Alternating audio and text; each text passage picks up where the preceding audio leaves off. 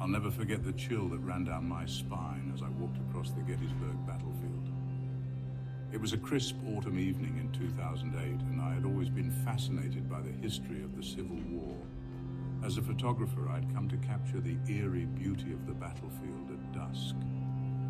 As I wandered through the fields, I began to feel a strange, unsettling energy. It was as if I was being watched by unseen eyes. I tried to shake off the feeling, but it only grew stronger. Suddenly, I heard the sound of cannons firing in the distance. I spun around, but there was no one there. The sound seemed to come from all around me, echoing off the hills. I took a few more steps, and that's when I saw someone. A woman in a long, flowing dress walking across the field. She was translucent, and her eyes seemed to bore into my soul. I froze, my camera slipping from my fingers. She vanished into thin air, leaving me shaken and confused. I didn't sleep that night, wondering if I had really seen what I thought I had. The next morning, I reviewed my photos and was shocked to see the woman's ghostly figure in one of the shots. I've never been back to Gettysburg since, but I'll never forget that haunting encounter.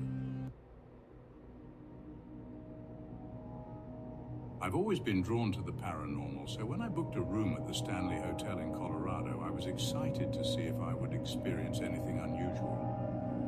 The hotel's reputation for ghostly activity was legendary, and I had heard stories of strange occurrences and unexplained events. As I settled into my room, I began to feel a strange, unsettling energy. It was as if someone was watching me, but every time I turned around, there was no one there. I tried to shake off the feeling, but it only grew stronger. Suddenly, I heard the sound of children laughing and playing in the hallway. I got up to investigate, but when I opened the door, there was no one there. The next night, I decided to explore the hotel's infamous room 217, where Stephen King had stayed and been inspired to write The Shining. As I walked down the hallway, I felt a chill run down my spine. The door to room 217 was slightly ajar, and I pushed it open slowly. What I saw took my breath away.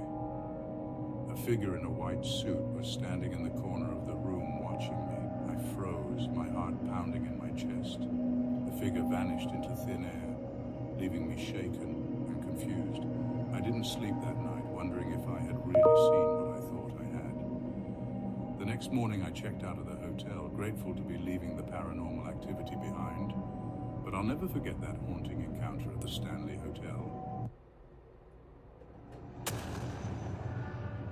I've always been fascinated by the darker side of history, so when I stumbled upon the LaLaurie house in New Orleans, I knew I had to explore it. The house had a notorious reputation. It was once the home of Madame Delphine LaLaurie, a wealthy socialite who had tortured and murdered her slaves in the 1800s. As I walked up to the house, I felt a chill run down my spine. The building seemed to loom over me, its windows like empty eyes staring back. I pushed open the creaky front door and stepped inside. The interior of the house was just as eerie as the exterior. I wandered from room to room, taking in the faded grandeur of the decor. But as I explored, I began to feel a strange, unsettling energy. It was as if I was being watched by unseen eyes. I tried to shake off the feeling, but it only grew stronger. I started to hear whispers, faint, raspy voices that seemed to come from all around me. I spun around trying to see who was speaking, but there was no one there. Suddenly I stumbled upon a room that seemed frozen in time. The furniture was old and dusty, and there were strange symbols etched into the walls. I felt a surge of fear as I realized that this must have been the room where Madame LaLaurie had tortured her slaves. As I turned to leave, I saw a figure out of the corner of my eye. It was a woman, tall and gaunt, with a cruel smile spreading across her face. I knew instantly that it was Madame LaLaurie. I tried to run, but my feet felt heavy as if they were rooted to the spot. The woman began to move closer, her eyes fixed on me with a malevolent glare. I was paralyzed with fear, unable to move or speak. And then, just as suddenly as it had begun, everything stopped. The whispers ceased, the symbols on the wall faded away, and Madame LaLaurie vanished into thin air. I was left standing alone in the room, gasping for breath. I I stumbled out of the house, grateful to be alive.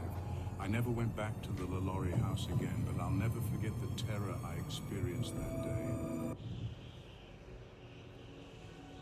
I've always been fascinated by the paranormal and the unexplained, so when I got the chance to visit Skinwalker Ranch in Utah, I jumped at the opportunity. The ranch had a notorious reputation for UFO sightings, crop circles, and strange creatures. As I arrived at the ranch, I felt a strange, unsettling energy.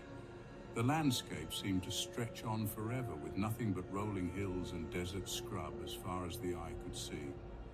I met up with my guide, a grizzled old rancher named Joe, who had lived on the ranch for over 20 years. As we walked across the property, Joe told me stories of the strange occurrences that had happened on the ranch. He spoke of UFOs that had been seen hovering in the skies, of strange creatures that had been spotted roaming the desert, and of unexplained noises that had been heard in the dead of night. I was skeptical at first, but as the sun began to set, I started to feel a creeping sense of unease. The air seemed to grow colder, and the shadows seemed to twist and writhe on the ground. Suddenly, Joe stopped dead in his tracks and pointed up at the sky. I followed his gaze, and my heart skipped a beat. There, hovering in the air, was a strange, glowing object. It was shaped like a disc, and it seemed to be pulsing with an otherworldly energy. I felt a surge of fear as I realized that I was looking at a real, honest-to-goodness UFO. As I watched, the object began to move closer, its glow growing brighter and more intense. I felt a strange, tingling sensation in my fingers and toes, as if I was being scanned or probed in some way. And then, just as suddenly as it had appeared, the object vanished into thin air. I was left standing there, feeling stunned and disoriented.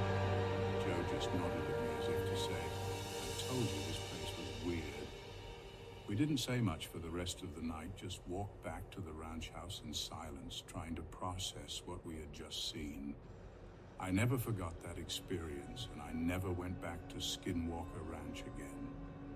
But I'll always remember the sense of awe and wonder that I felt that night, as I gazed up at the stars and realized that there's still so much we don't know about the universe.